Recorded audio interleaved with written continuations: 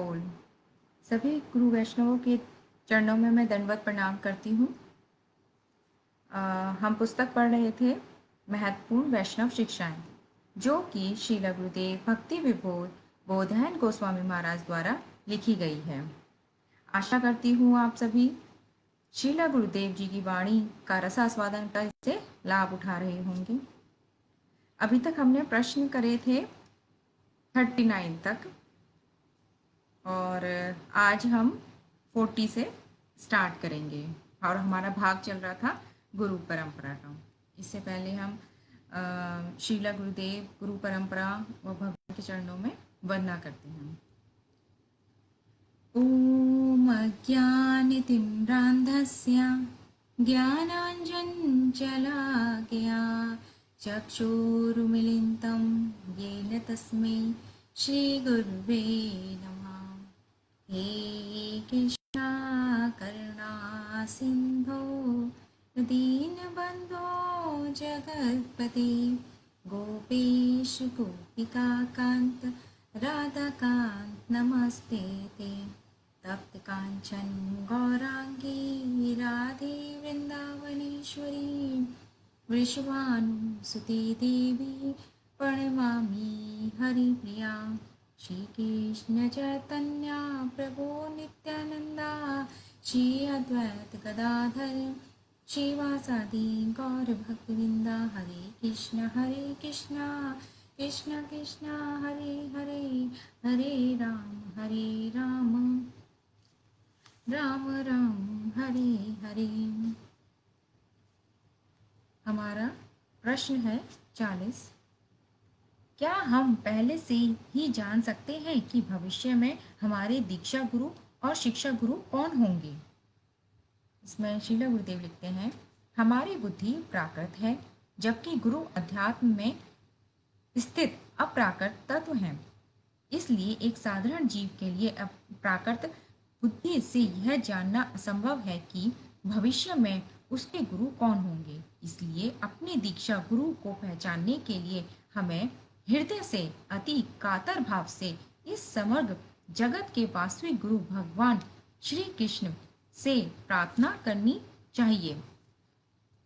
यदि कृष्ण हमारी प्रार्थना से प्रसन्न हुए तो वे अवश्य ही हमारे हृदय में प्रकाशित कर देंगे कि हमारे दीक्षा गुरु कौन हैं। कृष्ण द्वारा प्रकाशित गुरु कृष्ण के सच्चे प्रतिनिधि होंगे।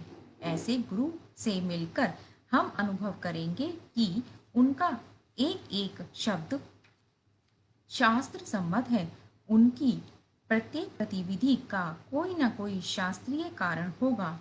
उनके सानिध्य का पल पल अति आनंदमय होगा। किसी शुद्ध वैष्णव से मिलकर जब हम उपरोक्त लक्षणों को अनुभव करें और हृदय में कोई संदेह शेष न रहे, तब हमें समझ जाना चाहिए कि अखिल ब्रह्मांड के जगत गुरु भगवान श्री कृष्ण ने हमें गुरु के रूप में अपने प्रतिनिधि से मिलवा दिया है।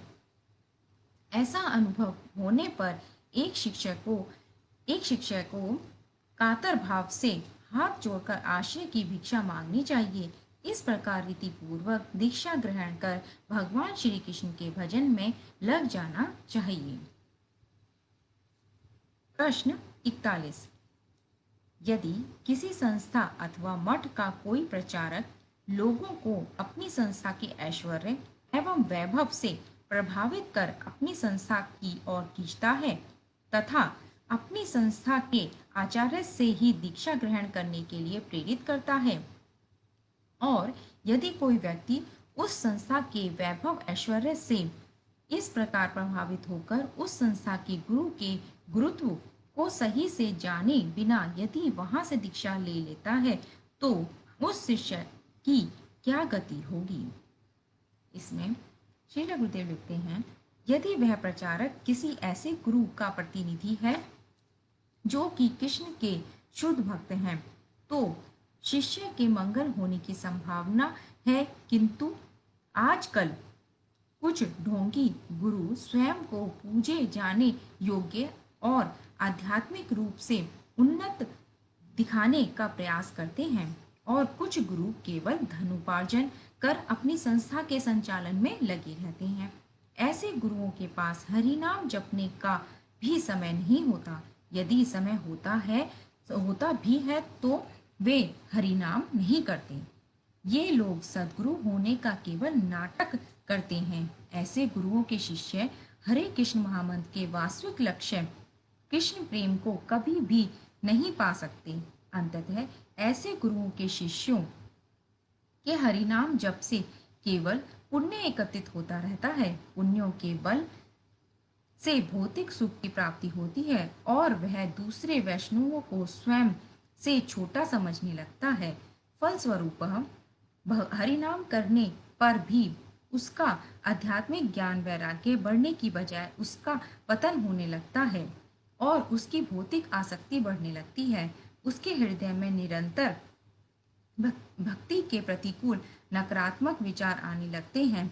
इस प्रकार एक ढोंगी गुरु का आश्रय लेकर लाखों जन्मों का तक हरिनाम करने पर भी श्री श्री राधा कृष्ण युगल के चरण सेवा नहीं मिल सकती।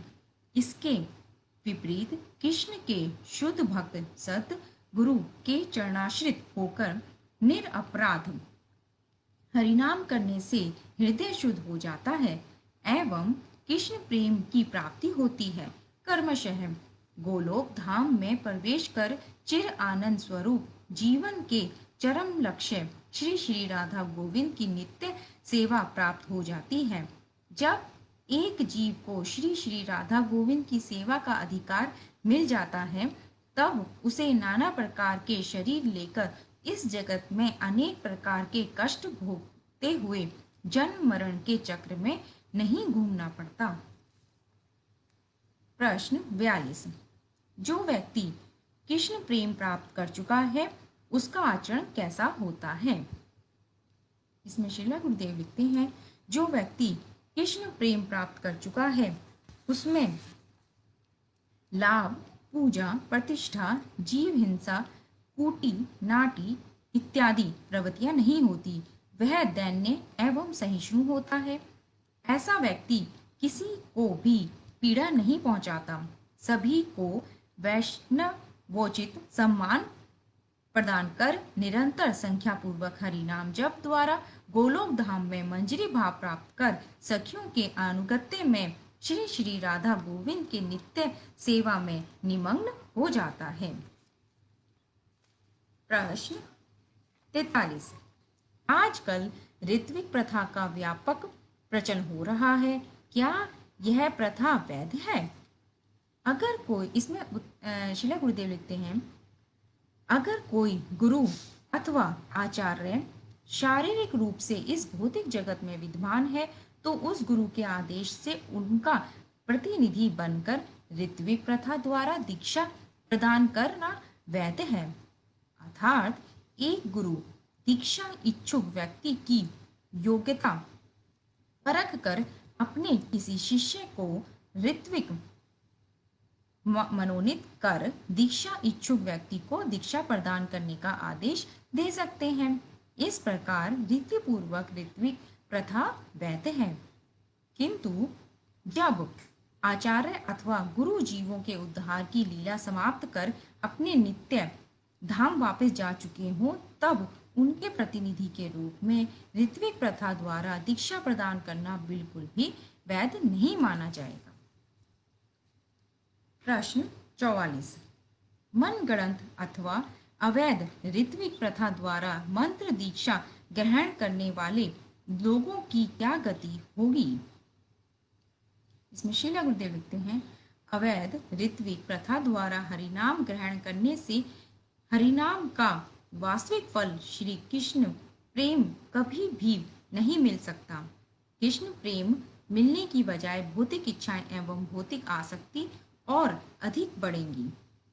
जब तक हमारे अंदर भौतिक आसक्ति है तब तक हमें अपने कर्मानुसार इस संसार में अलग अलग शरीर धारण कर बार बार कष्ट भोगने के लिए आना पड़ेगा।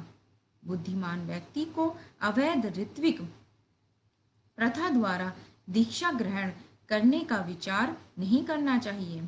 बुद्धिमान व्यक्ति को गुरु कृपा प्राप्त करने के लिए हृदय में जगत गुरु श्री कृष्ण से प्रार्थना करनी चाहिए। उचित समय आने पर भगवान श्री कृष्ण अपने प्रतिनिधि स्वरूप गुरु को अवश्य ही हमारे निकट भेज देंगे। प्रश्न 45।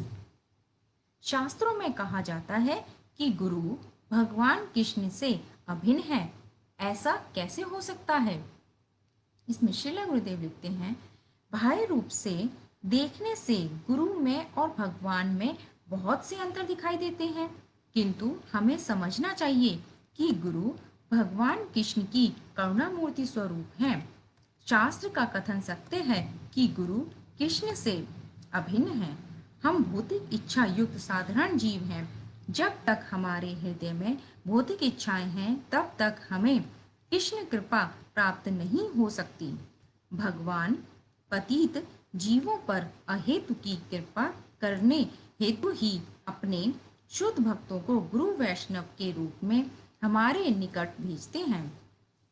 भौतिक इच्छाओं से ग्रसित होने पर भी भगवान हम पर अहेतु की कृपा करते हैं। इसलिए शास्त्रों का कथन है कि गुरु भगवान से अभिन्न है। प्रश्न 46। श्री गुरु का क्या अर्थ है? इसमें श्रील गुरुदेव लिखते हैं, गुरु का अर्थ है भारी। भारी क्यों कहा गया है? क्योंकि मूल गुरु हैं भगवान श्री कृष्ण और वे हिमालय से अधिक भारी हैं। उनके भीतर जीवों को माया के चंगुल से छुड़ाने की अपूर्व शक्ति है। सभी दीक्षा गुरु कृष्ण के प्रतिनिधि हैं। कृष्ण प्रकाश हैं जो माया रूपी अंधकार को दूर भगा देते हैं।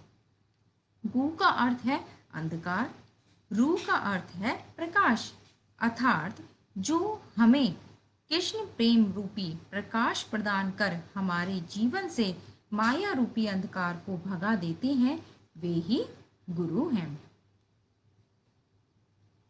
प्रश्न 47। क्या स्त्री दीक्षा गुरु बन सकती है? इसमें श्रील गुरुदेव लिखते हैं, वास्तव में जीव एक आत्मा है। हमें अपने कर्मानुसार स्त्री या पुरुष का शरीर मिलता है। हमें इस शरीर का उपयोग भगवान की सेवा करने और भगवत प्राप्ति के लिए करना चाहिए।